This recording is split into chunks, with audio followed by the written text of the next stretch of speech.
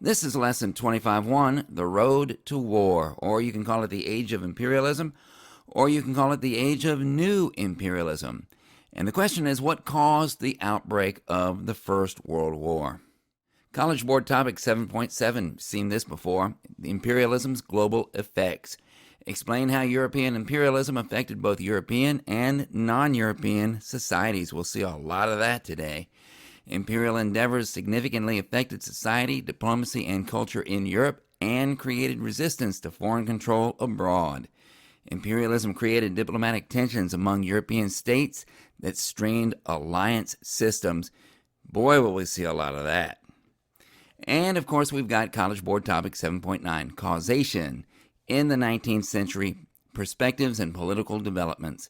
Explain the influence of nationalist and imperialist movements on European and global stability. That is dead on.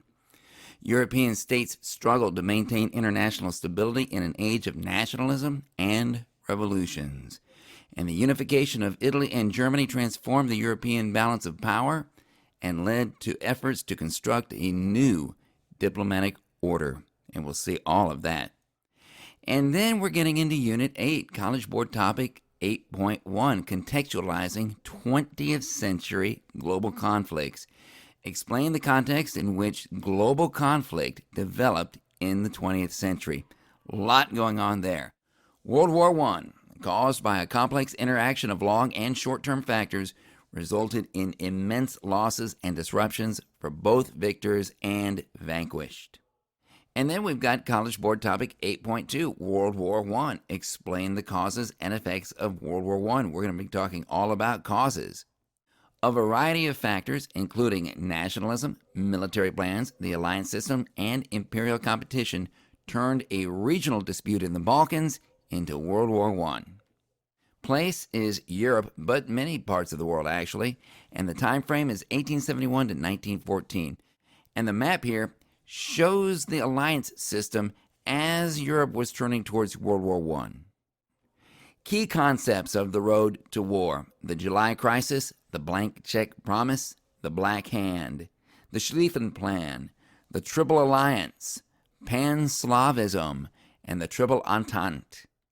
Key people of the road to war: Wilhelm II, Gavrilo Princip, Tsar Nicholas II, and Archduke Franz Ferdinand.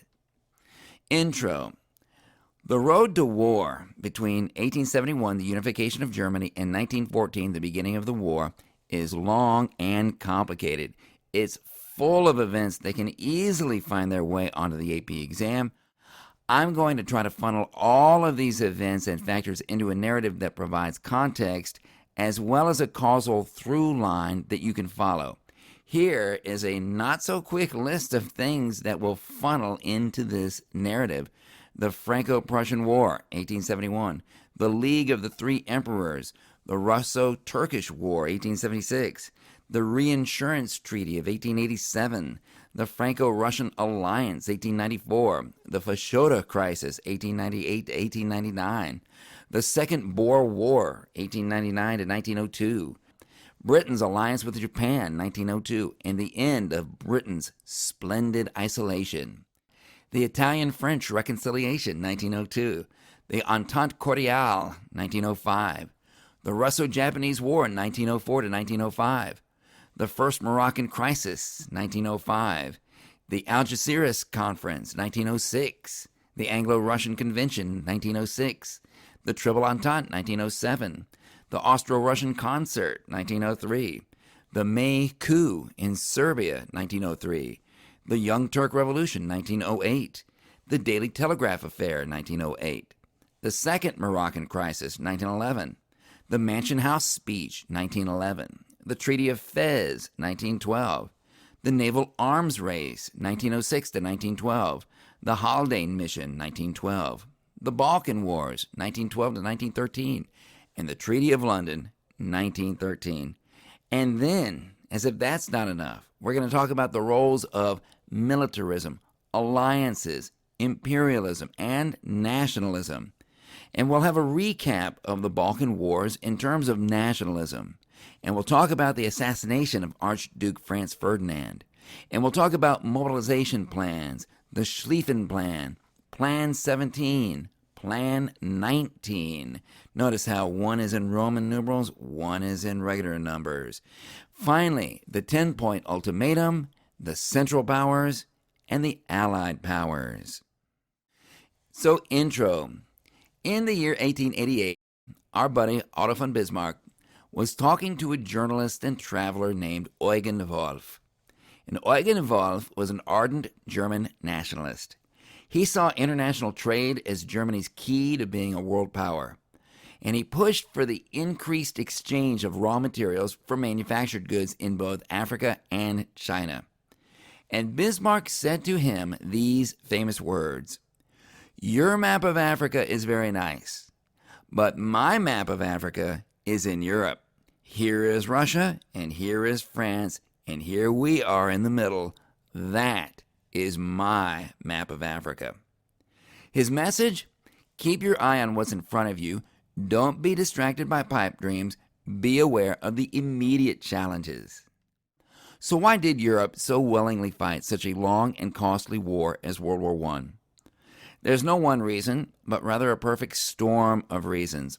Our textbook, History of Western Society, gives us these reasons: a growing competition for colonies, a growing competition for markets, a vigorous arms race, a series of diplomatic crises which exacerbated international tensions, a my country right or wrong attitude, domestic conflicts which needed a distraction, aggressive foreign policies to bolster national unity.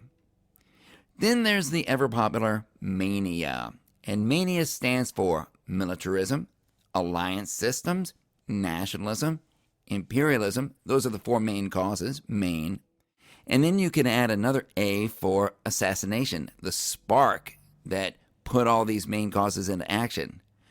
And then I like to add a sixth reason, mobilization/war plans, and maybe even a seventh, the blank check promise, and maybe even go for an eighth, the short war delusion.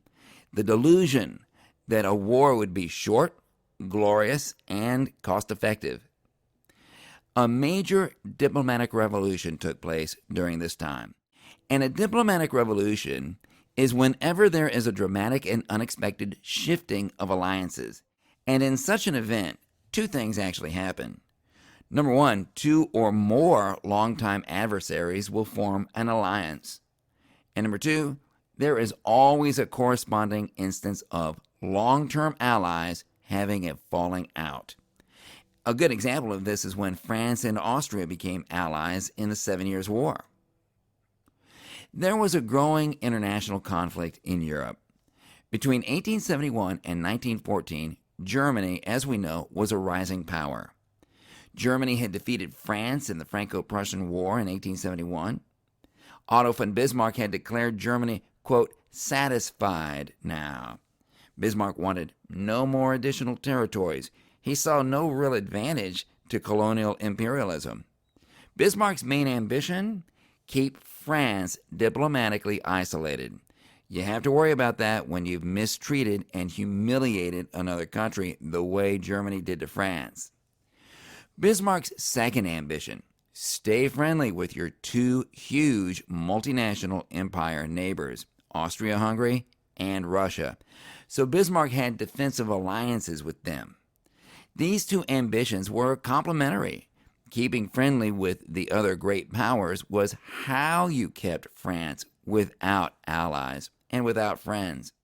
The Bismarckian system of foreign policy.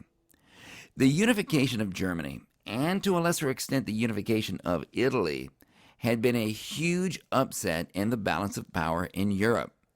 And this balance of power had been achieved at the Congress of Vienna way back in 1815, as we know. Bismarck was well aware of this upset, and he understood its potential to cause everybody major problems. And he knew that France had a huge desire to get revenge on Germany. Bismarck made an alliance with the large conservative powers of Europe, Germany, Austria-Hungary, and Russia. And this was called the League of the Three Emperors. But the alliance had problems between Russia and Austria-Hungary. There were tensions between them over control of the Balkans. The Balkans were at the center of Europe's big balance of power problems. The ailing Ottoman Empire ruled them. Other European empires were keeping the Ottoman Empire afloat because of their fears of each other's designs. Austria-Hungary wanted to expand into the Balkans. Russia wanted to take the Balkans as an overland route to Constantinople. And Bismarck wanted to restrain both of these powers. In 1876, the Balkan territories of Serbia and Montenegro declared war on the Ottoman Empire. Both got crushed by the Ottomans, but then the Russians attacked and defeated the Ottomans, and this was called the Russo-Turkish War. In the 1878 Treaty of San Stefano, Russia got a large pro-Russian Principality of Bulgaria created, which went from the Danube south to the Aegean Sea. And many people saw Bulgaria as a Russian satellite state. Other great powers called for a Congress to check Russia. So the Congress of Berlin met in 1878. Bismarck dominated the Congress, and the Congress of Berlin undid the Treaty of San Stefano. Bulgaria was divided into three parts: Bulgaria, Eastern Rumelia, and Macedonia. Bosnia and Herzegovina were occupied and administered by Austria-Hungary in order to prevent a union between Serbia and Montenegro on the Adriatic coast. Macedonia was given back to the defeated Ottoman Empire. So Russia lost its dream of a pro-Russian Greater Bulgaria that would stretch to the Aegean Sea. And in anger and humiliation, Russia withdrew from the League of the Three Emperors. And if you look at this map, Austria got to put garrisons in that little green strip of Ottoman territory called the Novi Pazar. Bismarck kept working on having good relations with Russia. And in 1887, Bismarck got the reinsurance treaty signed with Russia. Keeping Russia and France apart was basic to Germany's security. By the way, they blew it in 1890, but we'll get to that. Bismarck's main goal was to prevent a two-front war with France, which he feared. Then Wilhelm II took the throne as Kaiser in 1890 and ruined it all. Wilhelm II was bombastic, erratic, and power-seeking. He fired Bismarck as Chancellor, and he refused to renew the reinsurance treaty of 1887 with Russia, which was a big blunder. Wilhelm II viewed the reinsurance treaty as being inconsistent with Germany's alliance with Austria-Hungary. And this opened the door for France to come courting Russia. And by 1894, France and Russia were military allies. However, this new alliance did something to correct the radical imbalance of power that Germany's creation had caused back in 1871. The Fashoda Crisis, 1898 to 1899. Great Britain had occupied Egypt, as we know, in 1882. We've talked about that. Well, they had invited France to participate in the occupation, but France had refused. But when the British invaded alone, France felt that their grandeur was insulted. The French sent troops to occupy the Sudanese town of Fashoda in order to block the Nile River and force Britain to come to a conference in which France's role in Egypt would be discussed. This was an extremely dangerous and foolhardy risk for France. It risked war with Britain, and it risked losing Britain's support against the hated Germany. The British showed up in Fashoda and raised Egypt's flag. Both sides agreed to show restraint and wait for instructions from home. French Foreign Minister Théophile Delcasse decided to yield to Britain, saying, "They have soldiers, we only have arguments." So in humiliation, the French quietly withdrew from Fashoda. The Dreyfus Affair was distracting the French people from what was going on in Sudan anyway, so the French people's outrage wasn't too bad. The Second Boer War, 1899 to 1902. The first, it was earlier. The Boers were descendants of European settlers in South Africa, and they had left British territory to get away from British rule, and we talked about that in a previous lesson recently. They had formed two independent Boer republics. The British had decided to expand into their territory, and this resulted in a harsh and brutal war. The British got bogged down badly in this war, and other European powers criticized and vilified Britain nonstop. The war cost about 75,000 lives. This was no small war. About 22,000 British soldiers, 6,000 to 7,000 Boer commandos, 20,000 to 28,000 Boer civilians who died in British concentration camps. Yes, that's concentration camps. And 20,000 black African allies of the Boers who also died in other British concentration camps. The Boers finally surrendered, but the British got so overextended by this war that they actually sought an alliance with Germany. There was considerable pro-German sentiment in Great Britain. The British Minister of Colonies, Joseph Chamberlain, negotiated with Germany over the possibility of a full alliance. The German Foreign Minister and later Chancellor, Bernhard von Bülow, was not really interested in an alliance with Great Britain. He didn't think Britain would make a strong or reliable ally. In 1901, Chamberlain was defending British troops in South Africa before the European press, and he said that his troops acted better than the Germans had in the Franco-Prussian War. The German press was outraged. Bernhard von Bülow demanded an apology. Joseph Chamberlain refused to apologize, and that ended any chance of an alliance between Britain and Germany. But Joseph Chamberlain's popularity soared in Britain. Britain's pro-German sentiment declined to be replaced by pro-French sentiment, which could possibly come in handy. Britain's alliance with Japan, 1902. Britain wanted to use Japan to help counter Russian expansion into Asia. Russia was a mutual threat to both countries, and the Russians were expanding dangerously close to British territories in Persia, Afghanistan, Tibet, China, and even India.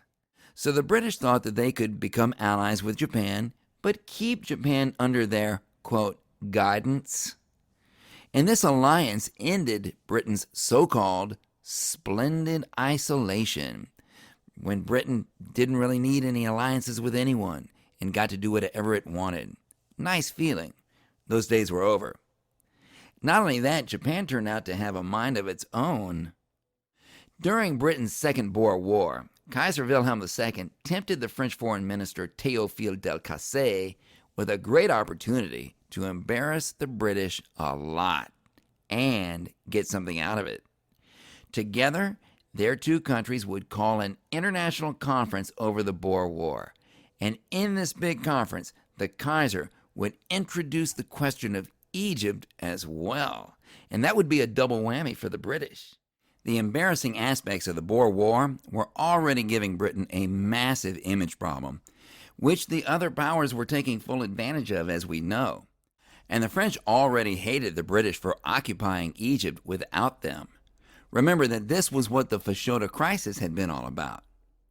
But first, the Kaiser insisted that Théophile Delcasse agreed to a new treaty that, quote, guaranteed the territorial status quo, unquote, in Europe. And what this really meant was guaranteeing the permanent loss of Alsace-Lorraine in writing. Remember that the French had been forced to give those two areas up to the Germans when they lost the Franco-Prussian War of 1870 to 1871. Well, France had always intended to someday, some way, get that territory back. And no self-respecting Frenchman would agree to something so abhorrent as a territorial status quo guarantee. And this marked the last time that Delcasse would ever take any kind of real agreement with Germany seriously. The price was just too high. This exchange practically forced French Foreign Minister Théophile Delcasse to seek better relations with Great Britain, which he did.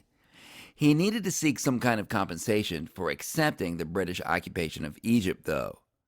Some kind of compensation would help France save face regarding Fashoda. Incidentally, the British had never expected to stay in Egypt, but once they got in, they couldn't figure out how to leave and still protect their many investments. A very good historical lesson. Kaiser Wilhelm II's bullying foreign policy had now alienated three powers.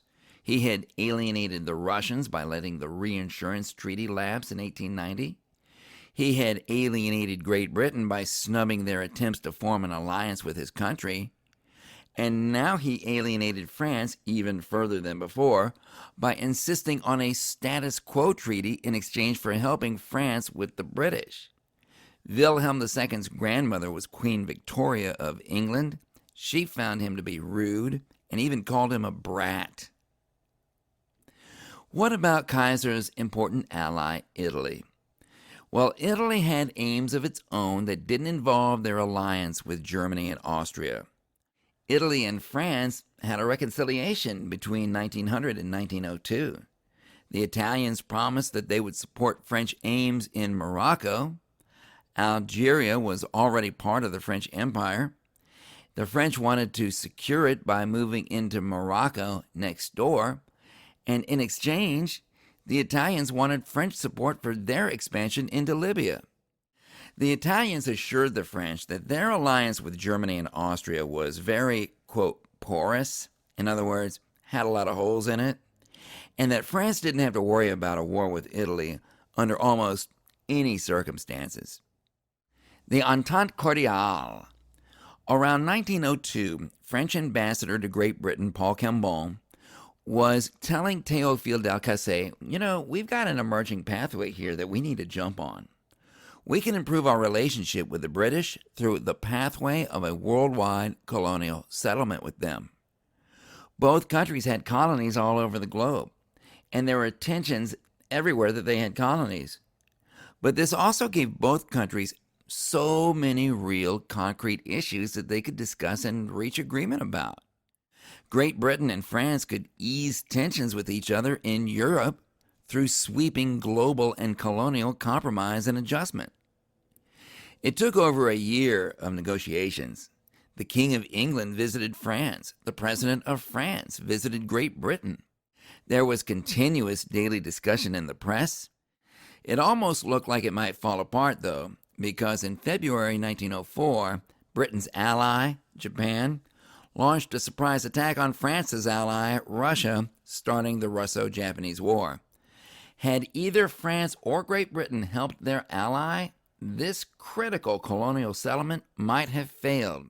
But Great Britain and France rushed to complete the settlement before that could happen. The three main parts of the Entente Cordiale of 1904 were this. Number one, the French would support British occupation of Egypt. Number two, the British would support French expansion into Morocco. And number three, Germany would not be consulted and its approval would not be sought. Both countries had been abused by Germany, and they feared German bribery or blackmail if Germany was consulted at all. Very importantly, each country guaranteed the diplomatic support of the other should a problem with the settlement arise. And keep in mind, this was a diplomatic agreement, not a military alliance. Hence the First Moroccan Crisis of 1905. At first, Kaiser Wilhelm II did nothing to challenge the Entente Cordiale. But then the Japanese defeated the Russians. And this was a serious blow to the Franco-Prussian alliance. Now, Russia was not in a position to stand up for its close ally, France.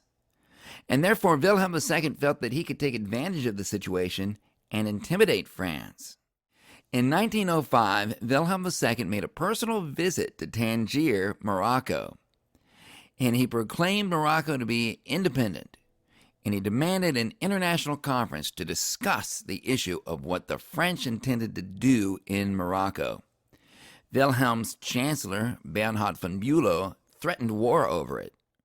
French Foreign Minister Théophile Delcasse thought that the Germans were bluffing about being willing to go to war. The British also thought the Germans were bluffing. Wilhelm II insisted that they wouldn't even negotiate until Théophile Delcassé resigned. He called Delcassé the most dangerous man for Germany and France. So, pro-German French Prime Minister Maurice Rouvier forced Théophile Delcassé to resign. Rouvier did not think the Germans were bluffing about going to war, and Rouvier believed that he could talk the Germans out of insisting on an international conference, which he did not want. Then, to his surprise, the Germans treated Prime Minister Maurice Rouvier just as disrespectfully as they had treated Foreign Minister Delcassé. Rouvier couldn't talk the Germans out of demanding an international conference, and so Rouvier ceased to be pro-German and became instead pro-British. Kaiser Wilhelm II thought that he would show the French and the British just how weak and just how useless and lame their Entente Cordiale was. Instead, he caused France and Great Britain to start having military discussions for the first time. In other words, because of Wilhelm II, France and Great Britain's Entente Cordiale was slowly morphing from a diplomatic settlement into a military alliance. And the Kaiser had pushed France and Great Britain into this corner with his bullying diplomacy. Well, Wilhelm II got the conference that he wanted. But at the Algeciras conference over Morocco, Germany was the big loser. Morocco became a French protectorate in 1906.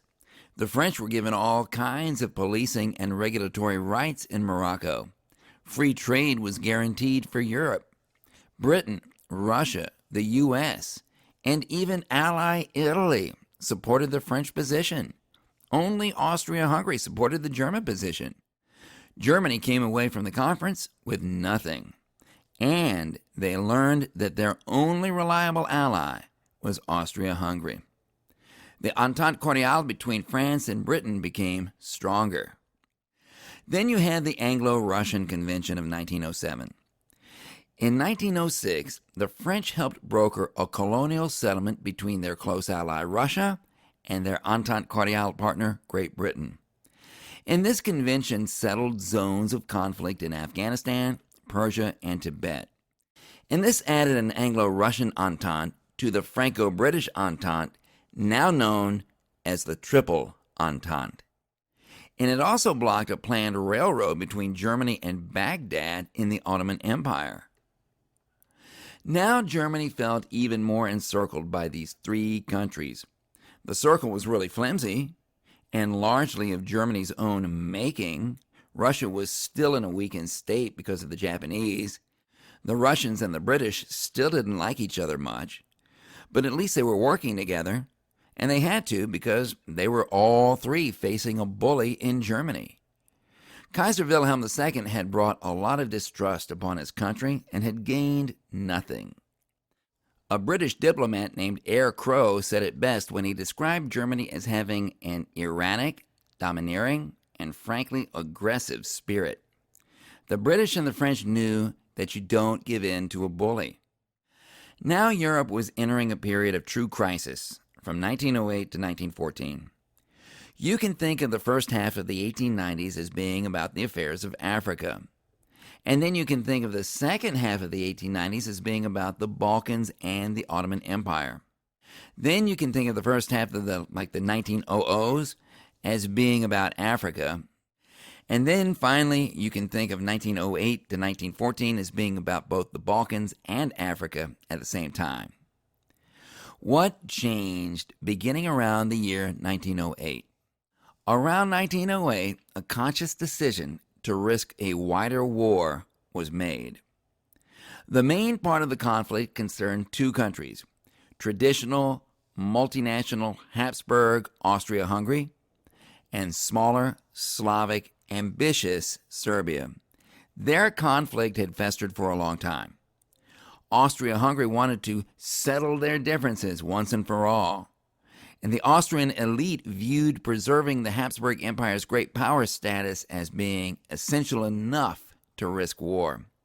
Their German allies agreed that the risk was worth taking, and doing it sooner was considered better than doing it later. Did Germany start World War I because of a clear expansionist policy? If you analyze German foreign policy, it didn't seem that well developed. Kaiser Wilhelm II's running of German foreign policy seemed more chaotic and confused than it seemed clear. But one thing seemed pretty clear to them. If you're going to risk a wider war, you'd better do it before Russia fully recovers from the beating it took from the Japanese. Until 1908, the situation in the Balkans actually looked kind of hopeful. In 1897 and in 1903, Austria-Hungary and Russia both agreed to work together to stabilize the Balkans and cooperate if any problems should arise. And this meant maintaining the status quo in the Balkans. It was good for Austria-Hungary because it meant halting Serbia's expansionist ambitions. This Austro-Russian concert was essential to preventing a wider war from escaping the highly unstable Balkans. But by 1908, two things happened which changed this Austro-Russian concert and made the desire for stability in the Balkans less important than it had been before. In 1903, a bloody coup called the May coup brought a new dynasty into Serbia that was openly anti-Austrian. There was also a 1908 revolt in the Ottoman Empire. Changes in Austrian priorities in the Balkans. In 1903, after the May coup, Serbia had an anti-Austrian government, and the Austrians feared that Serbia would incite civil war in its southern Slavic areas, or even go to actual war with Austria. From 1906 to 1908, Austria-Hungary had a trade war with Serbia. It was called the Pig War, which it lost. Serbia had begun importing French weapons, and Serbia also formed a trade union with Bulgaria. Austria-Hungary tried to punish Serbia with sanctions on its exports of pork, hence the name Pig War. Well, Serbia successfully weathered the economic storm with international help. Austria-Hungary wanted to check Serbia one way or another. By 1907, this festering conflict had spread out of control. The Pig War had convinced the Austro-Hungarians that they needed to close off Serbia's attempts to access the Adriatic Sea directly. They increasingly saw Serbia as a new Piedmont Sardinia from the unification of Italy. This time it wasn't Lombardy or Venetia that the Austro-Hungarians stood to lose. This time it was Bosnia and Herzegovina that they stood to lose. And they also stood to lose stability within their own empire. Changes in Russian priorities in the Balkans. Russian nationalists switched their attention to the Ottomans and the Balkans as their target of expansionist opportunity. Keep in mind that the Japanese had badly checked the Russians in the Far East. The Russian defeat by the Japanese had also greatly weakened the Russian monarchy. Russian monarchists and nationalists wanted to strengthen the monarchy with concrete foreign policy gains in the Balkans against the Ottomans. There was lots of nationalist pan-Slavic feeling driving this shift in priorities. 1908 was a very pivotal year. In 1908, something happened that got the Russians and the Austro-Hungarians to cooperate one more time in the Balkans, but not in a stabilizing way. Instead, it was an opportunity for each country to help each other attain their own agendas. In July 1908, the Ottoman Empire experienced the Young Turk Revolution. The current autocratic regime was deposed. The constitutional monarchy of 1876 was restored. And in September 1908, both the Russians and the Austrians agreed to make their own personal gains against the Ottomans together before the new Ottoman government could reassert its authority. Austria-Hungary would announce that it was annexing Bosnia-Herzegovina. They had occupied it for over 30 years already anyway. And this would permanently block Serbia's access to the sea. The Russians, in return, would get Austria's promise not to oppose Russia forcefully asserting its rights for its navy to both use and protect its access to the Turkish Straits. Both countries would be okay with Bulgaria taking this opportunity to announce its complete independence from the Ottoman Empire.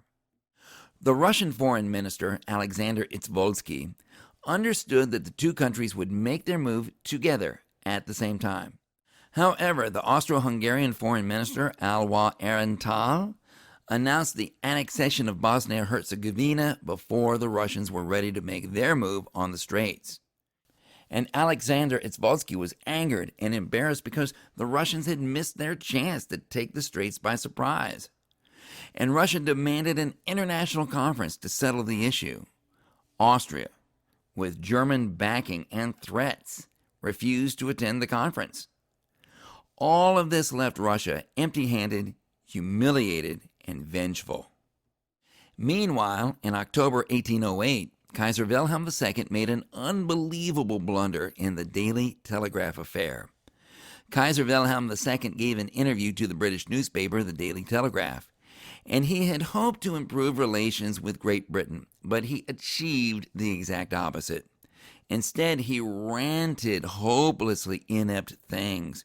Best quote from the interview, "You English are mad, mad, mad as March hares." He claimed to have protected the British from his own people who did not like them. He claimed that the French and the Russians had enticed him to intervene in the Boer Wars. And he said that the German naval buildup was aimed at Japan, not Britain.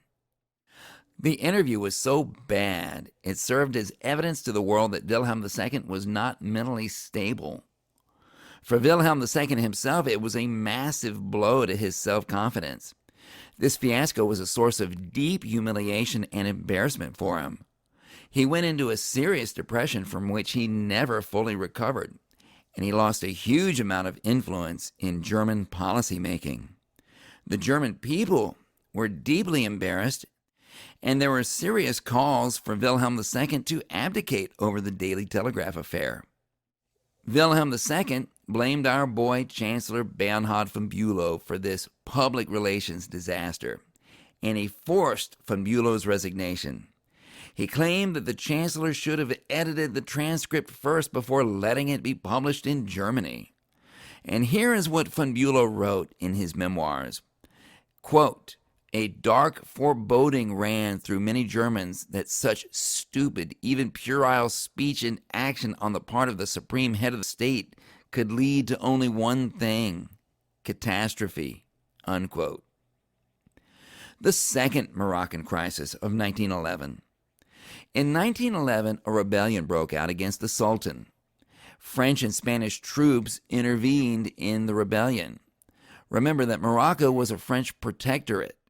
Kaiser Wilhelm II showed up out of nowhere in the Moroccan port of Agadir with a German gunboat, the Panther, claiming to be there to protect German interests.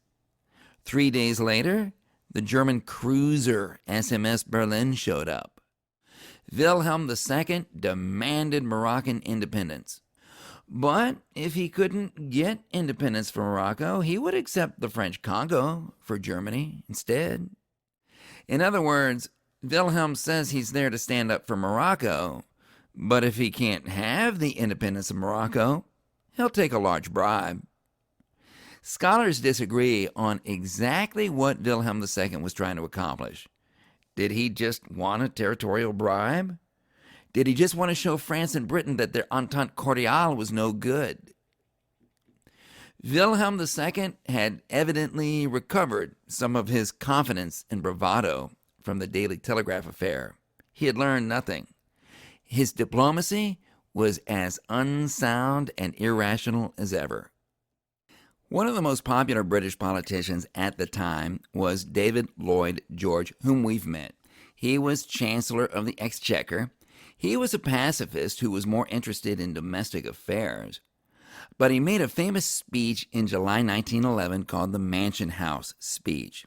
And in this speech, George angrily promised both Germany and his ally France that Great Britain would go to war in support of France rather than let itself and France be humiliated and abused by Germany. The main part was, quote, "If Britain is treated badly where her interests are vitally affected, as if she's of no account in the cabinet of nations, then I say emphatically that peace at that price would be a humiliation intolerable for a great country like ours to endure." Unquote. As a result of France and Britain standing up to Germany, Morocco signed the Treaty of Fez in 1912. The treaty took away all the independence that Morocco had left. Germany got a small, worthless piece of French Angola. Richard Burton Haldane, British War Minister, made one last British attempt to stop the Naval Arms Race with Germany, which had been going on since 1898, and which we'll talk about a little more in just a second. Germany proposed that they would accept British naval superiority if Britain promised to be neutral in any war as long as Germany was not the attacker. Richard Haldane refused. Now the British and the French were discussing military strategies. They started sharing military secrets. They made 2 secret naval agreements with each other. Britain agreed that in case France got in a war, the British Navy would protect France's Atlantic coastline, whether Britain was directly involved in that war or not. The Balkan Wars, 1912 to 1913. In 1912, the Balkan League, and that was a quadruple alliance consisting of Serbia, Greece, Bulgaria, and Montenegro, all went to war against the Ottoman Empire. They all did pretty well against the Ottoman Empire, but then they argued over the spoils. The country of Serbia expanded greatly into the territory of what is now Albania. Serbia did this with lots of support and encouragement from their close ally, Russia. The great powers tried to fix the Balkans in the 1913 Treaty of London. The treaty created the country of Albania, right where a lot of Serbian troops had expanded, effectively blocking Serbia from access to the Adriatic Sea again. Serbia did not want to pull its troops out of Albania very quickly. The Western powers pressured Russia into pushing their ally Serbia out of the newly created Albania. This was extremely embarrassing and humiliating for both Russia and Serbia, and the treaty left both countries bitter and resentful. By this time, Austria-Hungary was ready for a showdown with Serbia once and for all. They wanted to break Serbia either diplomatically or militarily. In addition, the, quote, encircled Germans were eager to support their only dependable ally. If the Germans would have backed off, they probably wouldn't have felt nearly so encircled. But the Germans believed that France and Russia were still easily beatable in a war. Many people believed that war would come at this point, and some even wanted it. The French were tired of German blackmail and bullying. They feared the collapse of their Russian alliance if they failed to support Russia more forcefully in the next crisis, and they knew that Russia could only take so many humiliations. The French military was confident that they could get the job done against the Germans, and the French military believed that they had fully recovered their pride and status after surviving the Dreyfus affair. The Russians were angry, vengeful, and humiliated. They were unwilling to accept further humiliations and pressures of the kind that they had experienced on at least 5 occasions. The Congress of Berlin, 1878. The lapse of the Reinsurance Treaty, 1890. Their defeat at the hands of Japan in 1905. Their failure to get the Turkish Straits in 1908. And the First Balkan War and subsequent Treaty of London in 1913. The Russians felt that their army had sufficiently recovered enough from the Russo-Japanese War that they could get the job done against Germany. The British wanted peace more than anyone else did. They had already gotten the biggest and best share of imperial wealth. Peace was good for business. But they also knew that they could not allow France to be crushed by a seemingly uncontrollable Germany. If France were crushed, the British would lose their complete independence and integrity. Britain and Germany had been in a naval arms race for years. For a long time, the British didn't worry much about Germany's naval program of building one battleship after another. In 1906, Britain came up with the HMS Dreadnought. It was supposed to have 2 to 3 times the fighting power of a regular battleship, and it also represented a new class of battleship. The British figured this would end the question of who had the more powerful navy, and the Germans would come to their senses. But then the Germans easily came up with a dreadnought class of battleship of their own, which was really frustrating for the British. They wanted to outbuild Germany 2 to 1, which was getting expensive. All these powers were facing enormous financial pressures. Military spending for most of them doubled in just 5 years.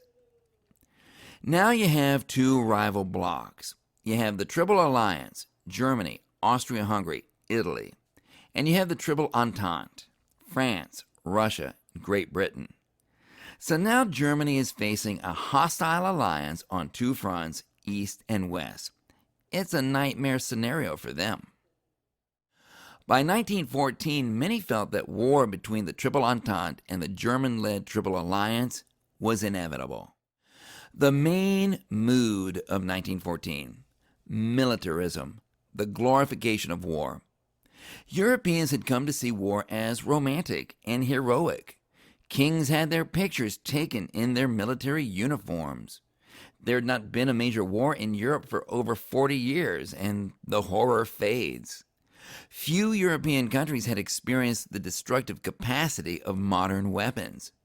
War was thought to make countries stronger rather than weaker, and many countries had the draft, which exposed thousands to military culture yearly. And Germany had been in a naval arms race with Britain for many years. The alliance system.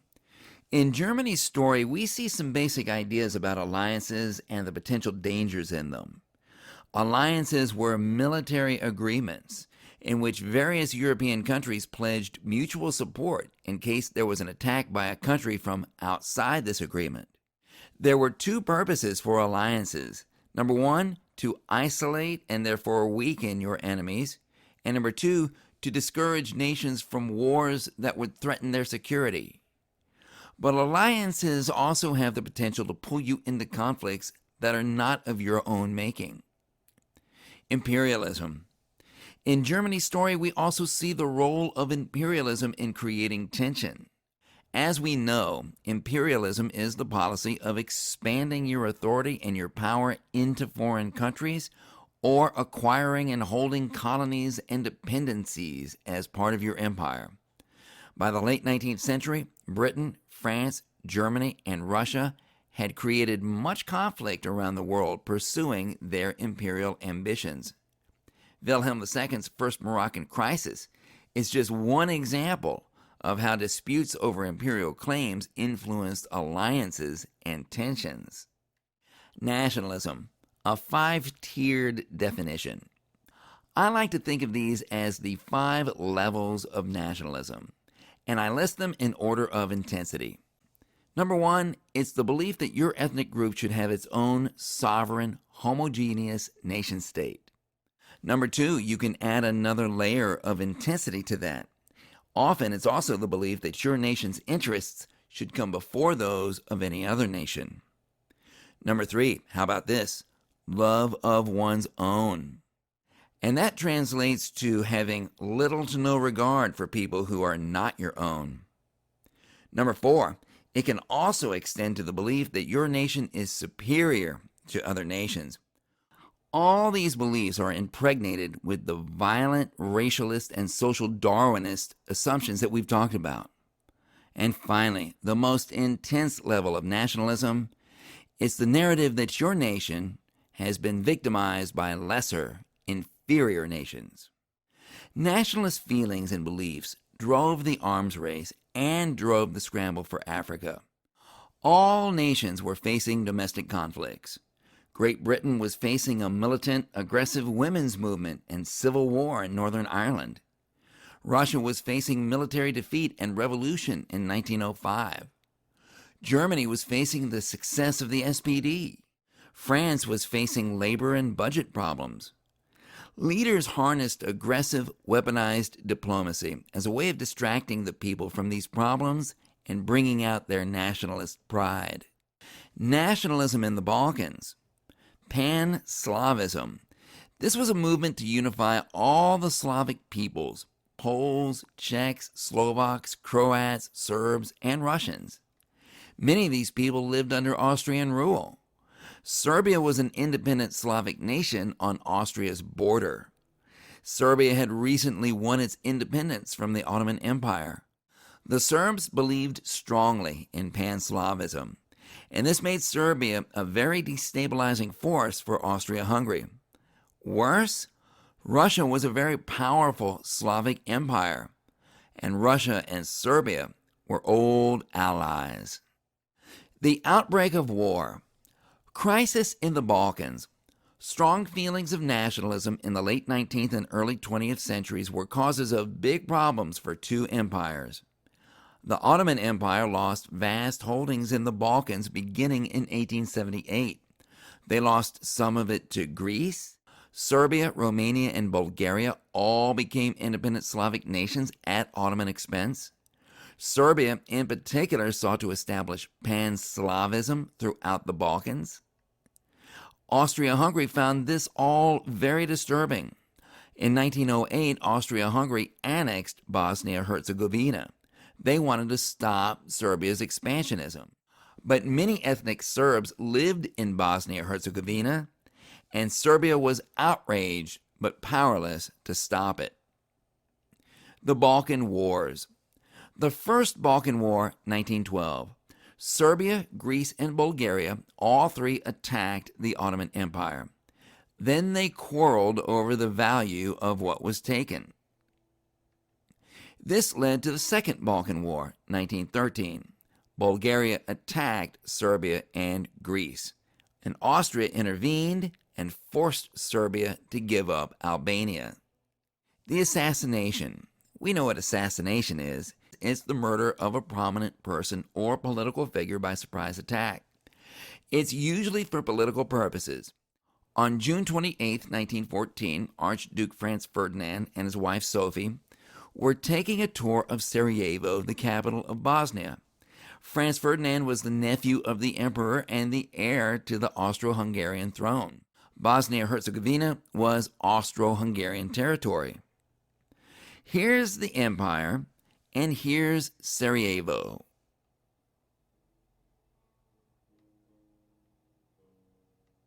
A pan-Slavist group plotted to assassinate Franz Ferdinand while his motorcade was driving through Sarajevo. They were a Serbian nationalist group called the Black Hand, and they believed that Bosnia should be part of Serbia. The assassination team was made up of an offshoot of the Black Hand called Young Bosnia, and one of its leaders was Gavrilo Princip. After an almost comical series of failed attacks on the motorcade, Franz Ferdinand's car wound up getting lost and had to turn around on a narrow street. Have you ever tried to turn around in an old-timey car? It's not like turning around in a Honda Civic. They wound up right smack in front of Gavrilo Princip, who was just standing there in the street. He fired 2 shots and killed both Franz Ferdinand and his wife Sophie, leaving their children orphans, by the way. Here are 2 important videos that give you 2 visuals. Mobilization plans.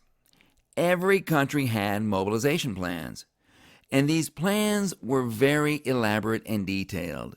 They involved extremely precise timetables, and once started, they could not be altered or stopped. Once it had begun, trying to stop or alter a mobilization plan was a guaranteed disaster. One of the most famous was Germany's Schlieffen Plan. It had been in development for decades. It was designed to keep Germany out of that two-front war that Germany feared so much. The Schlieffen Plan worked like this. Germany would invade Belgium and quickly drive through to Paris. German forces would envelop France and take Paris, and after France had fallen, 2 German armies would defeat Russia. France also had a famous plan, Plan 17. The theme of Plan 17 was that the French troops would always be on the attack, always on the move. By attacking, they would repulse any invasion attempt, and then they would take the fight to the enemy. This one word, attack, translated into some disastrous tactical decisions, and Plan 17 would turn out to be a complete failure. Russia had Plan 19. France's plan is in Roman numerals, while Russia's plan is not. Russia's military experts could not see any way to mobilize against just Austria-Hungary or just Germany. It was an all-or-nothing proposition.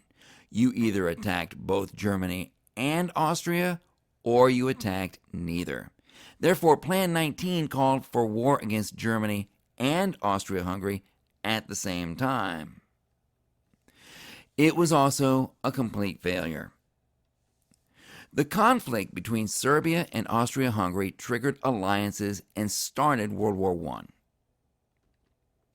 This is a very famous cartoon that gives a really good illustration of how these alliance systems could pull your country into a deadly vortex of war. It begins with Serbia on the bottom left, and he's a little guy, and he's saying, if you touch me, I'll. And then you see Austria with his hand on Serbia's sleeve, his fist is raised, and he's saying, if you make a move, I'll. Behind him comes Russia. He's got his hand on Austria's collar, and he's got his fist raised. And he says, if you hit that little feller, I'll. And of course, he's talking about Serbia, his close ally. But Austria's got a close ally too, because here comes Germany with the spiked helmet and the big boots. And he puts his hand on Russia's collar, and he says, if you strike my friend, I'll. And then here comes France, because France is an ally of Russia. And he says, if you hit him, I'll. And right behind him, there's Britain. Hi there, if you don't. And that gives a really good illustration about how this alliance system helped to cause World War I. The outbreak of World War I. On July 23rd, Austria-Hungary issued a 10-point ultimatum to Serbia. Turn over the conspirators and allow an investigation or go to war.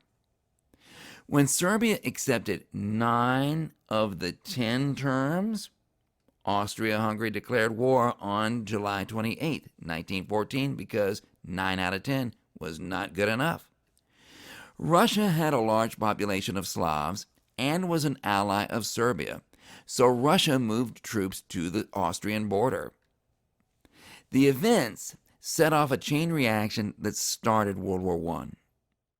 Here you see July 28, 1914, Serbia declines the ultimatum, Russia mobilized for war to protect Serbia, Austria-Hungary declared war on Serbia and its ally Russia. On August the 1st, 1914, Germany declared war on Russia. On August 3rd, 1914, Germany declared war on France and invaded Belgium. They've got to put the Schlieffen Plan in place.